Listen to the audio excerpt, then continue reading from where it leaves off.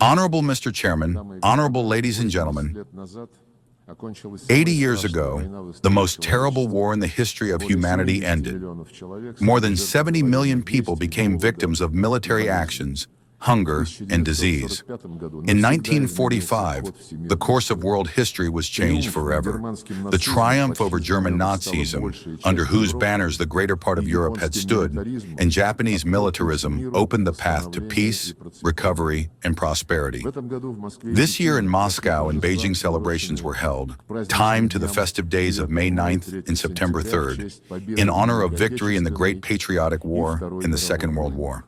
The world saw grandiose military parades in commemoration of the decisive contribution of the peoples of the Soviet Union to the crushing of Nazi Germany and the special role of the people of China in the defeat of militarist Japan. We sacredly honor the memory of the combat brotherhood with all allies, who then stood on the side of truth in the struggle against the forces of evil. One of the enduring results of that war was the creation of the United Nations. The principles of its charter, agreed upon by the founding fathers of our organization, to this day serve as a bright beacon of international cooperation.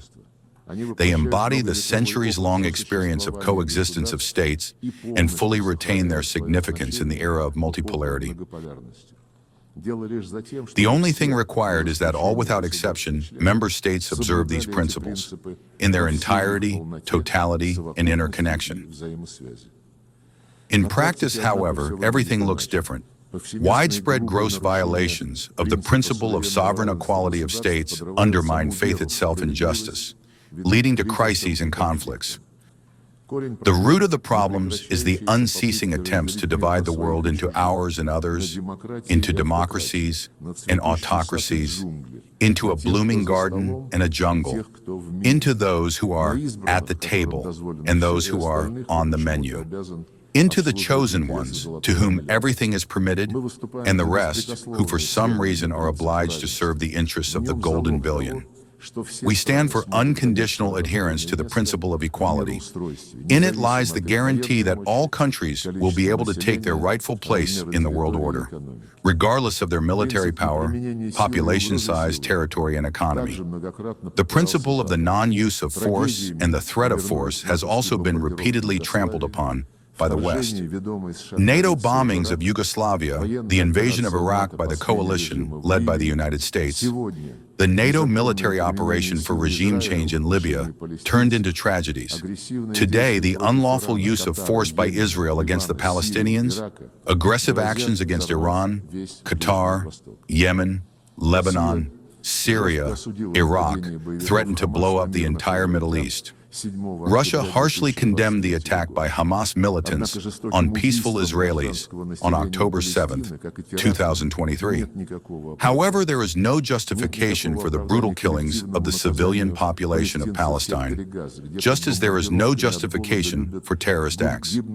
There is no justification for the collective punishment of Palestinians in the Gaza Strip, where under bombardments and from hunger, Palestinian children are dying, hospitals and schools are being destroyed. Hundreds of thousands of people are being deprived of shelter. There is no justification for plans to annex the West Bank of the Jordan River. In fact, we are dealing with an attempt at a kind of state coup with the aim of burying the UN decisions on the creation of a Palestinian state. In recent days, a number of Western governments announced the recognition of the State of Palestine. Moreover, their intention to do this they had announced several months ago. The question arises, why did they wait so long? Apparently, they were hoping that soon, by the time of the convening of the UN General Assembly, there would be nothing and no one left to recognize. The situation requires urgent action to prevent such a scenario, in favor of which participants in the high-level international conference on the peaceful settlement of the question of Palestine and the implementation of the two-state solution firmly spoke out. Deserving of condemnation are the strikes on Iranian facilities under International Atomic Energy Agency guarantee, guarantees, and then also on the capital of Qatar at the very moment when negotiations with Hamas were being held there, with the participation, among others, of American mediators. Yesterday in the Security Council, the West rejected the rational proposal of China and Russia to extend the validity period of the 2015 agreement on the Iranian nuclear program in order to give time to diplomacy. This finally exposed the West's course of sabotaging the search for constructive solutions in the UN Security Council and its striving to obtain unilateral concessions from Tehran by means of blackmail and pressure. We consider such a policy unacceptable, and all manipulations of the West to restore anti-Iranian UN sanctions, as well as those sanctions themselves, unlawful. The West is also not accustomed to observing the principle of non-interference in internal affairs. Color revolutions have become a sad phenomenon of our time, and illegal unilateral sanctions have long since turned into the main instrument of Western diplomacy. And no matter what pretexts are used to justify them, the essence of such sanctions is, one, to suppress and intimidate competitors in the world economy and politics. Russia, together with the absolute majority of UN members, advocates the immediate lifting, without preliminary conditions, of the trade blockade of Cuba that has lasted for more than 60 years, and its removal from the notorious list of state sponsors of terrorism. We express solidarity with the people of Venezuela under conditions of external sanctions, pressure, and threats. We stand for preserving Latin America and the Caribbean as a zone of peace and cooperation. A flagrant example of the undermining of sovereignty and gross interference in internal affairs are the actions of the West in the Balkans, where even such a charter principle as the necessity for all UN members to implement the decisions of the Security Council is trampled upon. The unilateral recognition of the independence of Kosovo, in contradiction with Resolution 1244 in essence, became an encroachment on the state structure of Serbia. Now the West has also set a course for the collapse of statehood in Bosnia and Herzegovina, sabotaging the Dayton Peace Agreement. Both in Kosovo and in Bosnia, an attack has been launched on the vital interests of the Serbian people, including the primordial rights of Serbian orthodoxy. In the same way, the Kiev regime, which seized power as a result of the unconstitutional coup d'etat organized by the West in 2014, set a course for the liquidation of the canonical Ukrainian Orthodox Church, the legislative eradication of the Russian language in all spheres, education, culture, the media. Ukraine is the only country in the world to have legislatively prohibited the use of the native language of almost half of its population. The Arabic language is not prohibited in Israel, nor Hebrew in Arab countries in Iran, but Russian in Ukraine is prohibited. I remind you that in Article 1 of the UN Charter, it is stated about the necessity of respect for human rights and fundamental freedoms for all, without distinction of race, sex, language, or religion. Europe remains silent about this, being obsessed with the utopian goal of inflicting a strategic defeat on Russia. For the sake of this, the Kiev regime has permitted everything, including terrorist acts against politicians and journalists, torture and extrajudicial executions, indiscriminate bombings of civilian objects, reckless sabotage against nuclear power plants. Russia, as President Putin has repeatedly emphasized, from the very beginning was and remains open to negotiations on eliminating the root causes of the conflict. The security of Russia, its vital interests, must be reliably guaranteed. The rights of Russians and Russian-speaking people in the territories remaining under the control of the Kiev regime must be fully restored. On this basis, we are ready to speak also about security guarantees for Ukraine. So far, neither Kiev nor its European sponsors show any awareness of the gravity of the moment or readiness to negotiate honestly. The North Atlantic Alliance continues expansion right up to our borders. Contrary to the assurances once given to Soviet leaders not to advance not an inch eastward. Contrary to the obligations assumed by NATO members in the OSCE to observe the principle of indivisible security, not to strengthen one's own security at the expense of the security of others, not to claim domination. We have repeatedly proposed to NATO capitals to respect their obligations and to agree on legally binding security guarantees. Our proposals, both in 2008 and later, in December 2021, were ignored and are being ignored to this day. Moreover, increasingly often there are threats voiced of the use of force against Russia, which is accused of allegedly planning to attack NATO and the European Union. President Putin has more than once debunked such provocations. Russia has had and has no such intentions. However, any aggression against my country will receive a resolute response.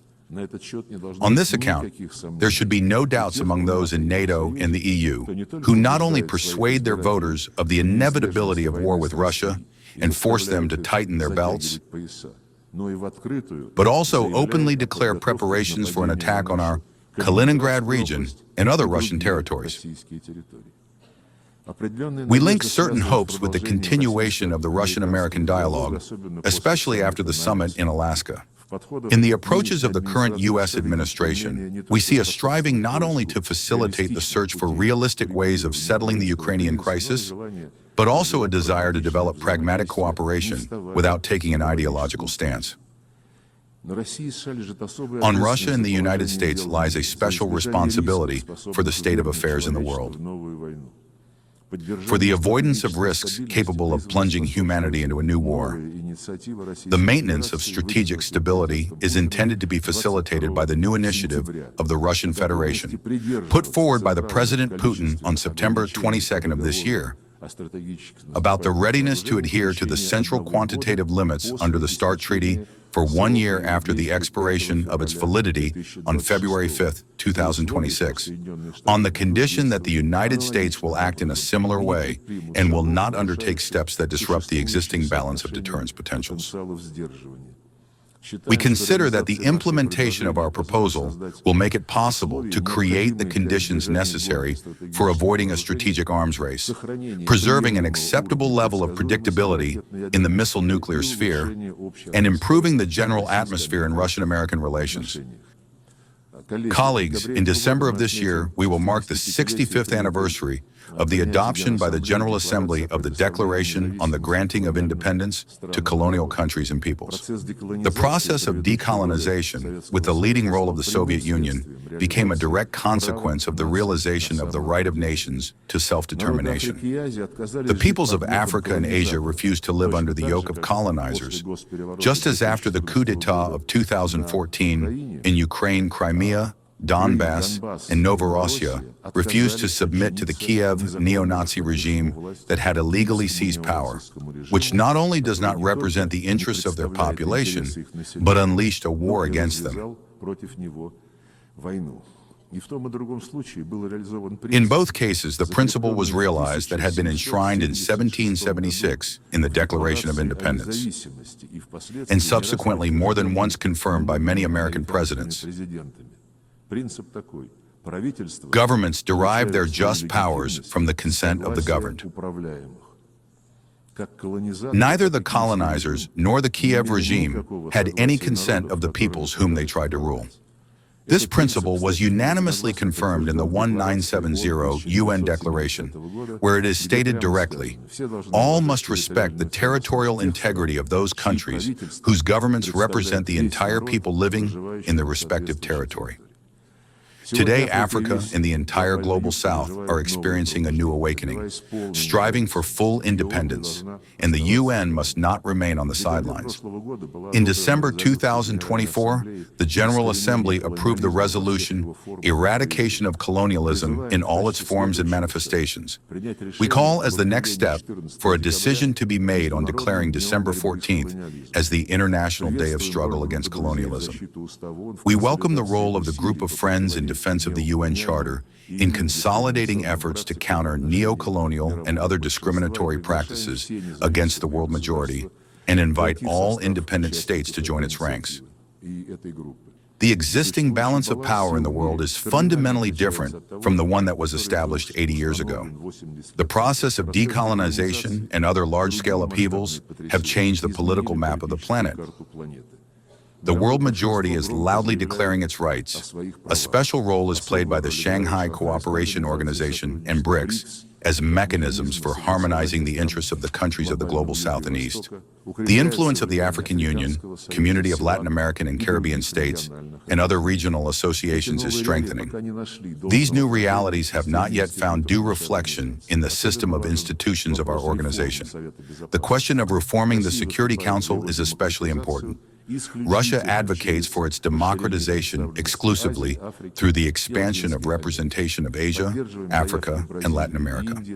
We support the applications of Brazil and India for permanent residency in the Council, while simultaneously correcting historical injustice towards Africa in parameters agreed upon by the countries of the continent themselves. Recently, Secretary General Guterres proposed a comprehensive reform of the UN. We are not opposed to an open discussion of this initiative. The guideline must be the return of the UN to the fundamental principles enshrined in its charter, and which the West has for many years sought to replace with its own rules-based order. It is important that the work be carried out transparently with the participation of and taking into account the interests of all member states. We call on the Secretary General and all Secretariat staff to strictly adhere to the principles of impartiality and equidistance in accordance with Article 100 of the Charter. Attempts at a palace coup in the Secretariat, its privatization by a small group of countries, must not be allowed. The composition of the Secretariat must reflect new realities and ensure fair representation of the countries of the world majority. We count on a constructive discussion of the issues of the organization's development at a special meeting of the Security Council, which Russia, as chair, plans to organize on UN Day, October 24th. UN reform is only part of the comprehensive task of transforming the entire system of global governance, including the genuine democratization of the International Monetary Fund, the World Bank, and the World Trade Organization, in proportion to the weight and role of the global South and East in the world's economy, trade, and finance.